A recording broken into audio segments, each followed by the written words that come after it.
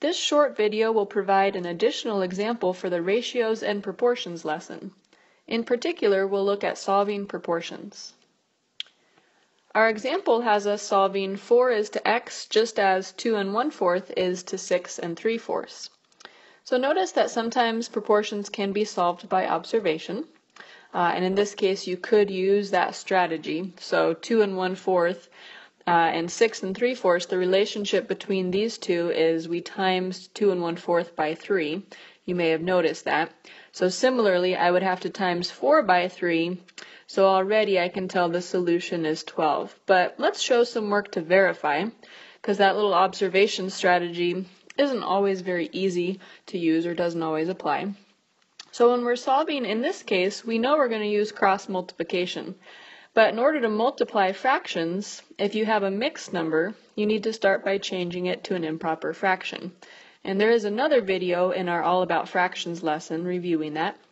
But let's just talk about it briefly here. So when I have 2 1/4, and I'm trying to write that as an improper fraction, I'm basically going to be multiplying the denominator 4 times the whole number of 2, adding the existing numerator, and keeping the denominator the same. So in other words, let's see, 4 times 2 is 8, plus 1 more gives us 9/4. Similarly, if I took 6 3/4 and changed this to be, again, an improper fraction, denominator of 4 times whole number of 6, added with the numerator of 3, keep the denominator the same, this cleans up to, let's see, 4 times 6 is 24, plus 3 more is 27 over 4. So basically what this means for us is we can take our original problem of 4 over x equals 2 1/4 over 6 3/4 and write it as 4 over x equals 9/4, that's what I can replace my 2 1/4 with, over 27/4. So that's what we can replace 6 3/4 with.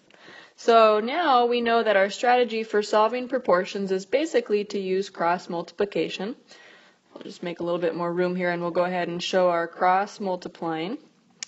So we're going to say that 9/4 times x, which is just 9/4 x, is equal to, going the other direction here, I'll use purple now, 4 times 27 over 4. 4 times 27 over 4. Okay, and again, we're going to do some fraction work here, so if you need to review the All About Fractions lesson, you sure can. On the right-hand side, I'm going to write my 4 as 4 over 1. A lot of you out there probably like cross-canceling, which basically means that since there's a shared factor of 4 top and bottom, we can reduce. And now I have 9/4 x is just equal to 27, so it's starting to look a little better. At this point, because our goal is to solve for x, we need to undo multiplying by 9/4.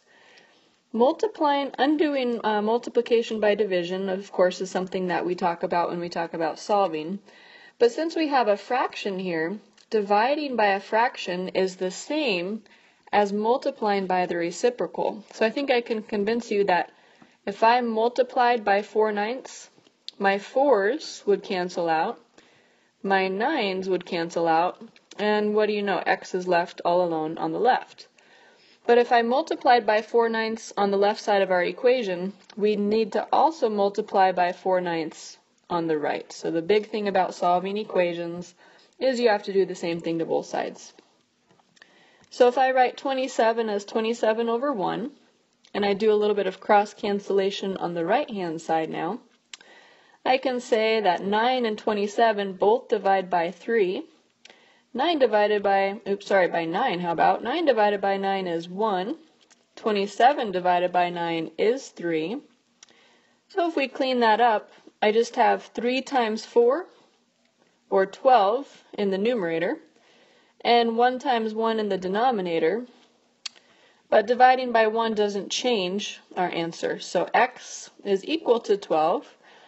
And as we noticed early on in this video by observation, we did get that same solution. So hopefully that helps as you are solving proportions. This is definitely a trickier case, but you should be ready to try out some practice. So have fun.